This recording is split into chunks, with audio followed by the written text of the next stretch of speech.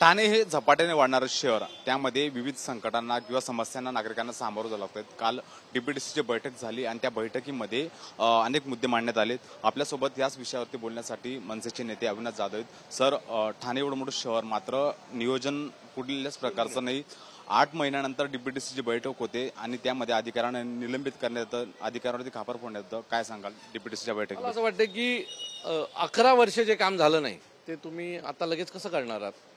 ह्याचं प्लॅनिंग जर तुम्ही 11 वर्षापूर्वी सुरू केलं असतं, जेव्हा तुम्ही पहिल्यांदा मंत्री झालात, बरोबर आहे, त्यावेळेला जर या सगळ्याचं प्लॅनिंग झालं असतं तर आज ही वेळ आलीच नसती. आज तुम्ही किती प्रयत्न केलात तरी पुढची 7-8 वर्ष तरी ठाणं ट्रॅफिकमधनं मुक्त होईल असं आम्हाला कुठेही दिसत नाहीये, बरोबर. त्याचा मला वाटतं आत्ता त्या अधिकाऱ्यांना सस्पेंड करून होणार काय? हे सगळं जर आधी तुम्ही त्या अधिकाऱ्यांकडनं करून घेतलं असतं तर आज ही वेळ आली नसती. अधिकारी माजलेले आहेत, कारण पावसाळ्यात पाऊस पडतो आणि रस्त्याला खड्डे पडतात, हे तुम्हाला माहिती आहे ना. मग पावसाळ्याच्या तोंडावर जूनच्या तोंडावर तुम्ही खड्डे कसले बुजवायला घेता ना? त्याचं प्लॅनिंग जर तुम्ही 4 महिने आधीपासून केलं असतं, जानेवारीपासून जर त्याचं प्लॅनिंग करायला सुरू केलं असतं तर मला असं वाटतं ते खड्डे हे पावसाळ्यात पडले नसते, व्यवस्थित सगळं झालं असतं. परंतु पैसे खायचे असतात, करोडोचे टेंडर काढायचे असतात. मी उद्या परवा एक प्रेस कॉन्फरन्स घेणार आहे आणि त्याच्यावर सांगणार आहे घोडबंदर रोडला या पावसाळ्यात किती पैसे घेतले गेले. म्हणजे जेवढे पैसे खर्च केलेत ना घोडबंदरला, त्यात एक काँक्रीट रस्ता मोठा तयार झाला असता. तो त्याच्या बाबतीत सविस्तर मी परवा प्रेस कॉन्फरन्समध्ये बोलीन. दादा, काल ठाण्यामध्ये सगळ्यात मोठी समस्या ट्रॅफिकची समस्या सोडवण्यासाठी उपमुख्यमंत्री एकनाथ शिंदे यांनी सांगितलं की MMRDच्या माध्यमातून एक समिती तयार केली जाणार आणि ती समिती ह्या ट्रॅफिकच्या विषयावरती प्रश्न सोडवून कशी सोडवेल? आता पण MMRDच काम करते, तीच लोक, त्यांचीच कमिटी. काय नवीन माणसं आणणार आहेत का परदेशातून? की बाबा विदेशातून इंग्लंडमधनं 2 लोक येणार आहेत आणि त्याचा सर्व्हे करणार, असं काय होणार आहे का? अहो, तीच अधिकारी वर्षानुवर्ष ठाण्यावर काम करतायत आणि त्यांनाच पुन्हा तुम्ही ठाण्यात आणताय. हे फसवण्याचं काम आहे. यात ठाणेकरांच्या तोंडाला पानं पुसण्याचं काम आहे. यात होणार काय नाहीये. यात फक्त आजचा दिवस आणि येणारी महानगरपालिका निघून जाईल, याच्या पुढे काय होणार नाही. ठाणेकर आहे तिथेच राहणार, त्याच ट्रॅफिकमध्ये. काही कुशल अधिकारी ज्यांचे नियोजन चांगलं, मात्र त्यांना त्या योग्य पदावर दिले जात नाही. मात्र अनेक वर्षापासून अनेक अधिकारी ते त्याच पदावरती त्याच ठिकाणी आहेत आणि त्यांची एक प्रकारची दादागिरी या ठिकाणी आपल्याला पाहायला मिळते. आणि तुकाराम मुंडे सारख्या अधिकाऱ्यांची मागणी जितेंद्र आव्हाड करतात. कसं बघताय? मला असं वाटतं की ठाण्यामध्ये एका अधिकाऱ्याकडे 4-4 पद आहेत. म्हणजे तोच अधिकारी ठाणे महानगरपालिकेचा अतिरिक्त आयुक्त, तिथे त्याच्याकडे 4-4, त्याच्यानंतर OSDचं काम करतायत, विविध कामं. का बाकी कोणी लायकीचा अधिकारी उरलेला नाहीये का प्रशासनामध्ये? आपल्या मर्जीतल्या अधिकाऱ्यांना सोबत ठेवायचं आणि त्याच्याकडनं हवेत ती कामं करून घ्यायचं, असं काही रॅकेट चाललंय का, असा प्रश्न आमच्या डोक्यासमोर आहे. अनेक अधिकारी आहेत, अनेक अधिकारी घरी बसून आहेत, पण त्यांना तुम्ही संधी देत नाही. एवढंच जर ठाण्यात करायचं असेल तर बरोबर आहे, जितेंद्र आव्हाड म्हणाले ते आणा तुकाराम मुंडेंना आणि उद्या दूध का दूधवर पाणी का पाणी. पण शक्य नाहीये, एवढी हिंमत या ठाण्यातल्या कुठल्या राजकीय नेत्यामध्ये नाहीये. दादा, येत्या काही दिवसामध्ये महानगरपालिकेच्या निवडणूक होणार आहेत आणि युतीच्या चर्चा होत आहेत. एकनाथ शिंदे असतील किंवा भाजप असतील पॉवरफुल दाखवत आहेत आणि ते आपली सत्ता स्थापन करण्यासाठी त्यांच्या चोरीवर ते पॉवरफुल आहेत, खाली जमिनीवर आम्ही पॉवरफुल आहोत. जर एकटे लढले तर काय होऊ शकतं? एकटे लढले तर शिवसेना मनसे यांचं पानिपत करून टाकेल. यांनी लढावं अशी आमची इच्छा आहे. या दोघांनी वेगवेगळं लढावं आणि मग आम्ही दोघं मिळून काय करू शकतो ते दाखव. याच्या आधीही तुम्ही 4-4 जण मिळूनच लढत होतात आणि आम्ही एकटे होतो. म्हणजे मागची लोक विधानसभा झाली, त्यात मला 43-44 हजार मत आहेत, बरोबर आहे. माझ्या विरोधात जे निवडून आले ते शिवसेना, BJP, राष्ट्रवादी, रिपाई असे 5 पक्ष घेऊन एकत्र लढून यांना लाखभर मतं मिळाली. आम्ही एकटे लढून आम्हाला 45,000 मतं आहेत. त्यामुळे यांनी एकटे सगळ्यांनी वेगवेगळं लढावं. प्रत्येकाची ठाण्याची ताकद प्रत्येकाला माहिती पडेल.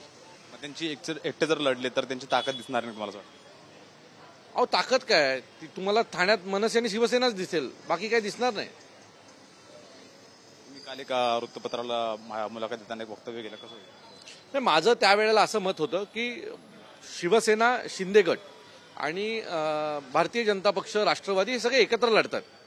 त्यामुळे शिवसेना, शिंदे गट हे पक्ष स्थापन झाल्यापासून त्यांनी कुठलीही निवडणूक एकटी लढलेली नाहीये. त्यामुळे त्यांचा वोटर किती आहे, त्यांच्याबरोबर भारतीय जनता पक्षाची पडणारी मतं किती आहेत, हे काय अजून डिफाईन झालेलं नाही, वेगळं झालेलं नाही. हे ज्या दिवशी वेगळं होईल त्या दिवशी कळेल की गाय गाभण होती की फक्त चर्चा होती. दादा आता ह्या ज्या समस्या आहे ठाण्यामध्ये ट्रॅफिकची समस्या आहे, पाण्याची समस्या आहेत, 8 महिन्यानंतर डीपीडीसीची मीटिंग होते. त्या बैठकीला अनेक नेते उपस्थित राहतात.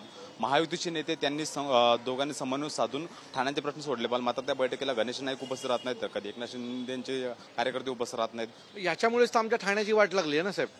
मी परत सांगतो की 8 महिन्यांनी ही बैठक होते, कारण ठाण्याला ह्यांनी गृहीत धरलंय हे ठाणेकर कुठे जाणार आहेत, त्यांना काय पर्याय आहे, माझ्याशिवाय ठाण्यात चालत नाही, हा जो काही तोरा आहे ना, त्यातून या सगळ्या गोष्टी होत आहेत.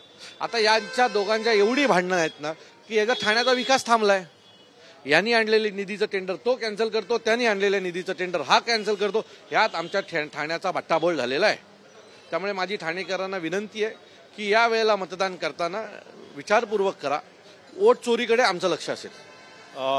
सगळ्यात मोठी शक्ती देशाची असते युवा, आणि ठाणे असेल किंवा आपलं भिवंडी असेल किंवा MMR परिसर, त्यामध्ये ड्रग्सचा मोठ्या प्रमाणात वापर होतोय. त्याच्यावरती बाळ्यामामाने सांगितलं की सत्ताधारी पक्षामधला जो व्यक्ती आहे तो भिवंडीमध्ये ड्रग्सचं रॅकेट चालवतोय. हे असेल तर खूप धोकादायक आहे. पण आत्ताच्या घडीला प्रत्येक शाळेच्या बाहेर किंवा प्रत्येक कॉलेजच्या बाहेर पानाच्या टपरीवर MD विकली जाते. बरोबर आहे. हे सगळ्यांना माहिती आहे. जसं मला माहिती आहे तसं ठाण्यातल्या पोलिसांना माहिती आहे, राजकीय नेत्यांना माहिती आहे, सगळ्यांना माहिती आहे. का त्यांच्यावर बंदी होत नाही, पोलिसांचे हात कोणी बांधून ठेवलेत, हा प्रश्न आमच्या सगळ्यांसमोर आहेच. मला असं वाटतं की तुमच्या घरातल्याही मुलांना हा व्यसन लागू शकतो. त्यामुळे जी विकत घेणारी मुलं आहेत ही फक्त काही श्रीमंत घरातली मुलं नाही आहेत, ही गरीब घरातली पण मुलं आहेत, आणि यात चुकून तुमचीही मुलं असू शकतात. त्यामुळे या ड्रग्सच्या विळख्यातनं आमच्या ठाण्याला वाचवावं, एवढंच माझी विनंती आहे. घोडबंदर पट्ट्यापेक्षा आत्ता सगळ्यात जास्त जर कुठे होत असेल तर वागळेमध्ये होते. वागळेमध्ये ते इंडस्ट्रीयल हब, IT हब करत तिथे वेगवेगळ्या प्रकारचे हॉटेल्स आणलात तुम्ही लोकांनी, आणि त्या हॉटेलमध्ये काय धंदे होतात हे संपूर्ण ठाण्याला माहिती आहे. आता ते हॉटेल कोणाचे आहेत, तिथे कशा प्रकारचे धंदे होतात, तिथे MD ड्रग्स कसा विकला जातो, याच्यावर जर पोलिसांनी नीट अभ्यास केला तर अनेक हॉटेल बंद होतील. काल ठाण्यामध्ये जे ट्रॅफिक होते त्या ट्रॅफिक वरती नियोजन मिळवण्यासाठी जे वाढवं आहे त्यांची संख्या वाढवण्याचा निर्णय घेतलाय उपमुख्यमंत्री एकनाथ शिंदे. मला असं वाटतं की त्यांची संख्या वाढवण्यापेक्षा ज्यांना कोणी मारू शकत नाही अशांना जे बॉडीगार्ड दिलेले आहेत त्यांची संख्या कमी करा. कारण त्यांना ट्रॅफिक वाढवायला कोण घाबरत नाहीये. एक हवालदार जो ड्रेसवर असेल तो अख्खी ट्रॅफिक हँडल करू शकतो. 50 वॉर्ड बॉय ठेवल्याच्या नंतरही एका गल्लीची ट्रॅफिक तुम्ही हँडल करू शकणार नाहीत. त्याच्यामुळे ज्यांना गरज नसलेल्या लोकांना, जे टुकार लोकांना जे पोलीस बॉडीगार्ड दिलेत ना, ते त्यांच्याकडनं काढून घ्या आणि ते रस्त्यावर येऊ द्या, जेणेकरून ठाणेकरांचे सगळे प्रश्न मिटतील. हे वॉर्ड बॉय वाढवून ट्रॅफिकचा प्रश्न मिटणार नाही. यांना कोणीही भीक घालत नाही. याच्यासाठी एकच पर्याय, तो म्हणजे खादीत वर्दीमधला पोलीसवाला, तोच या सगळ्यावर कंट्रोल करू शकतो. धन्यवाद दादा. महायुतीमधल्या एकंदरीत वादामुळे ठाण्याचा विकास रखडलाय असं अविनाश जाधव यांनी वक्तव्य केलेलं आहे. Camera person अथर्वसह Mihira Dhakane, TV9 Marathi, Thane.